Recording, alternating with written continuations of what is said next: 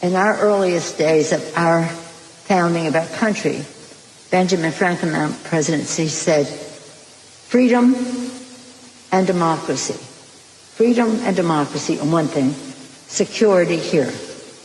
If we can't have either if we don't have both.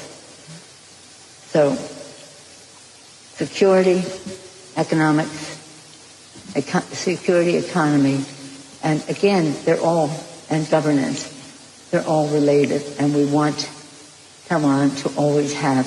Even San Francisco, it only has a Republican registration, about 6.7%, recalled their DA, recalled their school board. It's only the Democrats in Washington who don't understand what's happening in this country, who are willing to go on recess in the middle of a recession. And their answer to it is, no, it's just a slowing of growth. Remember when they told us it wasn't real inflation, it's just discretionary? Then it had peaked at 7, then it was Putin's problem. They blame everybody else except the policies, and then name me the worst part of what they have done besides create this. They have no plan to fix it, and they're going on recess. Should President Biden run again in 2024? Yes. Mr. Nadler. Too early to say. It doesn't serve the purpose of the Democratic Party to deal with that until after the midterms. Ms. Maloney. I don't believe he's running for re-election. President Biden said he will end the fossil fuel industry. If you were a CEO, you'd invest money on a 5-year or 10-year project to produce hydrocarbons when the rug can get pulled out of you and your shareholders at any given moment. We are looking for sort of a green utopia at some point in the next 2, 3, 4 years when it may be 2050 before we're anywhere near it. But the president's been clear, even as far as almost a year ago in October or November, when he said that the energy transition is not a flip of a switch and that we need to be able to manage the transition. That's what the term transition means. It's not going to be the next 2, 3 years. It's going to take longer than that.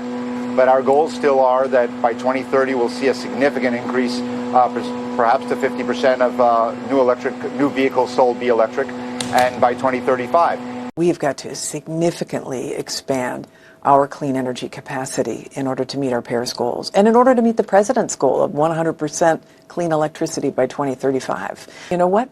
These upward spiraling prices of fossil fuels are exactly why we have to transition to a clean economy. Oil prices were at just about $120, and today they're at about $95, so a $25 decline almost in oil prices. That's quite remarkable. And for most Americans, their wages are going up, but they're not going up as fast as inflation. So most Americans' real wages, real incomes are going down. That's why families are finding it increasingly hard to make ends meet. When they go to the grocery store, when they buy necessities, they're not able to buy as much because they're getting a real wage cut because inflation is growing so quickly. In a few hours, the Democrat-led House is set to recess for 45 days. Then we'll come back for just 11 legislative days. We're recessing just one day after this nation entered a recession. Before they leave, let's acknowledge the Democrats have no plan to help Americans who are paying the highest prices in 40 years.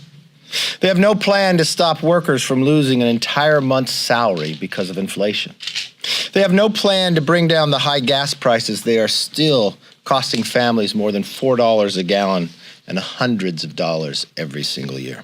They have no plan to rescue and secure our border or reduce crime. Democrats have no plan to help Americans, but their policies only make it worse.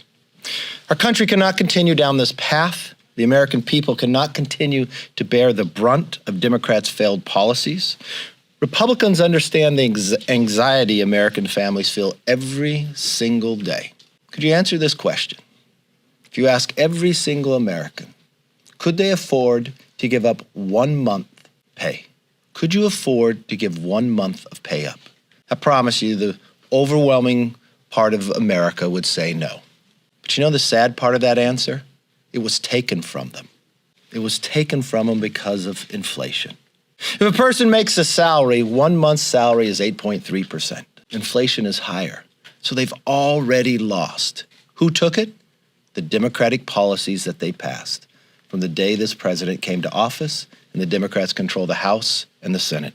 Now, Republicans planned something much different. We want to put the country back on the right track. As you know, our task force has been working for 1.5 years, and we've been rolling different policies out. The QR code up here has just a few. of the ideas of what we want to go forward with. An economy that is strong, a nation that's safe, a future that's free, and a government that is accountable. After so much suffering caused by Democratic policies, Americans need renewed hope for the future. And that is what a Republican majority will work every day to provide.